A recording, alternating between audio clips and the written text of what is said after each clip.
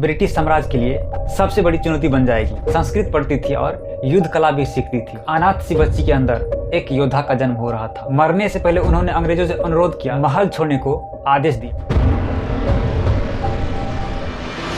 19 नवंबर 1828 वाराणसी में एक मराठ ब्राह्मण परिवार में एक बच्ची का जन्म होता है, जिसका नाम रखा गया मणिकर्णिका तांबे, जिसे प्यार से लोग मनु भी कहते थे। पिता मोरोपंत तांबे पेशवा बाजीराव द्वितीय के प्रशासन में कार्यरत थे और माता भगीरथी बाई। मनु का पालन पोषण बिठूर में हुआ, जहां अस्त्र विद्या और राजनीतिक का माहौल था। उस समय किसी को अंदाजा नहीं था कि यह बच्ची आगे चलकर ब्रिटिश साम्राज्य के लिए सबसे बड़ी चुनौती बन जाएगी। मनु अन्य लड़कियों की जैसी नहीं थी। वह गुड़िया से नहीं, तलवार और घुड़सवारी से खेलती थी। उसके खास घोड़े थे सारंगी, पवन और बादल। पेड़ों पे चढ़ना, ऊंची दीवारों से कूदना, जोखिम लेना, यह सब उसका खेल था। संस्कृत पढ़ती थी और युद्ध कला भी सीखती थी। मनु की सोच बचपन में ही अस्पष्ट थी।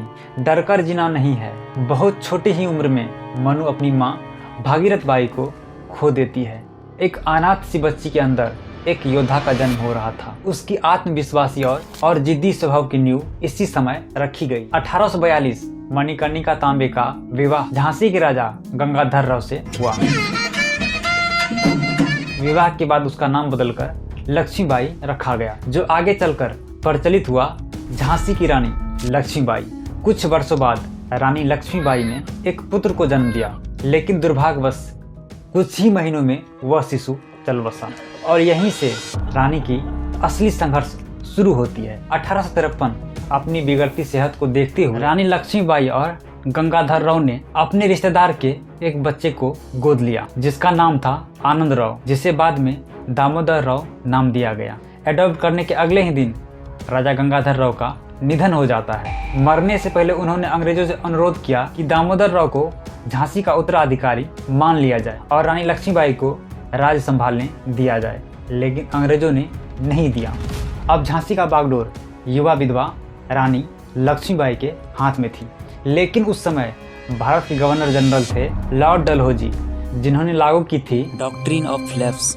इस नीति के अनुसार यदि कोई रियासत बिना सगे पुत्र के मरती थी तो उसका राज्य अंग्रेजी हुकूमत में शामिल कर लिया जाता था। अंग्रेजों ने दामोदर राव को उत्तराधिकारी मानने से इनकार कर दिया और 1854 में झांसी को ब्रिटिश साम्राज्य में मिलाने की घोषणा की। रानी लक्ष्मीबाई को सालाना पेंशन देकर महल छोड़ने को आदेश दिया, लेकिन उन्होंने कहा, मैं अपनी झांसी नहीं दूंगी। 1857 में भारत में विद्रोह की आग फैल रही थी। रानी ने किले की सुरक्षा मजबूत की, सेना को संगठित किया और युद्ध की तैयारी शुरू की।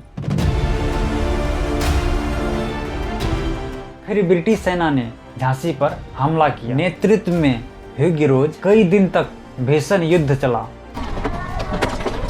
झांसी की रानी अकेली नहीं थी, उनके साथ उनके सबसे करीबी सहयोगी में से एक थे तात्या टोपे, चालाक सेनानी। तात्या टोपे ने रानी के साथ मिलकर अंग्रेजों को हर मोड़ पर चुनौती दी। उनकी रणनीति और गुरिल्ला युद्ध कला ने कई बार अंग्रेजों को चमका दिया। जब किला टूटने लगा, रानी लक्ष्मीबाई अपने दत्तक पुत्र दामोदर राव को अपने पीठ पर बांधा और अपने घोड़े बादल पर सवार होकर किले से बाहर निकल गई। उसके साथ कुछ विश्वसनीय सैनिक भी थे। गुलाम गौस खान तोपखाना प्रमुख थे। उनकी सूझबूझ और रणनीति ने कई बार रानी की सेना को अंग्रेजों के हाथों से हराने से बचाया। गुलाम गौस खान की ताकत सिर्फ युद्ध कला में नहीं थी, बल्कि उन्होंने सैनिकों का मनोबल बनाए रखा और किले की रक्षा की। रानी लक्ष्मीबाई अपने सैनिकों के साथ ग्वालियर की ओर कूच किया और उनके सैनिकों में से थी झलकारी बाई, एक महिला योद्धा। उसने अपनी बहादुरी और चतुराई से अंग्रेजों को बार बार चौंकाया।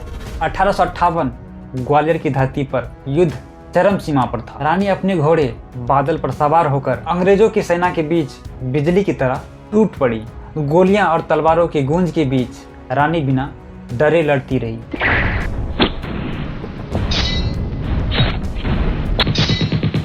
वीर गति को प्राप्त की, लेकिन उनका साहस और नाम हमेशा के लिए अमर हो गया। कवयित्री सुभद्रा कुमारी चौहान ने इस शब्द को अमर किया। बुंदेलो हर बोलो की मोह, हमने सुनी कहानी थी, खूब लड़ी मर्दानी, वो तो झांसी वाली रानी थी।